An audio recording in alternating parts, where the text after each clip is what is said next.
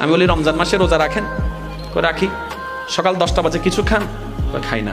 দুপুর 2টা বাজে কিছু খান? কই খাই না। 3টা বাজে কিছু খান? খাই না। আচ্ছা তখন কি আপনার একবারও এটা খাইতে ইচ্ছা করে না? কই করে তো, কিন্তু আমি নিজেকে কন্ট্রোল করে ফেলি। আমি শ্রদ্ধার সাথে বলি এই রমজানেই আপনার সুবর্ণ সুযোগ। সুবহানাল্লাহ।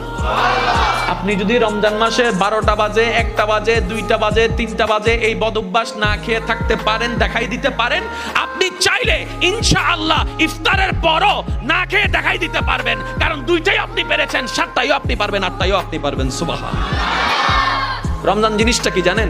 রমজানে আমরা খাইলে না খাইলে আল্লাহর কোনো লাভ লোকসান নাই, কিন্তু রমজান হচ্ছে কোরআনের আয়াতটা যদি আমরা একটু খেয়াল করি, সূরা বাকারা আল্লাহ পাক বলেছেন তোমাদেরকে আমি রোজা দিয়েছি লাআল্লাকুম তাত্তাকুন, যেন তোমরা ফরহেজগারি অর্জন করতে পারো, তাকওয়া অর্জন করতে পারো। আল্লাহ এটা দিয়ে কি করব? রব্বে করিম বলে শয়তান তোমাকে দেখাবে এটাতে অনেক মজা, কিন্তু তোমার ঈমান যখন জানবে, তোমার ব্রেন যখন জানবে তোমার আল্লাহ এই কাজটা করলে তুমি না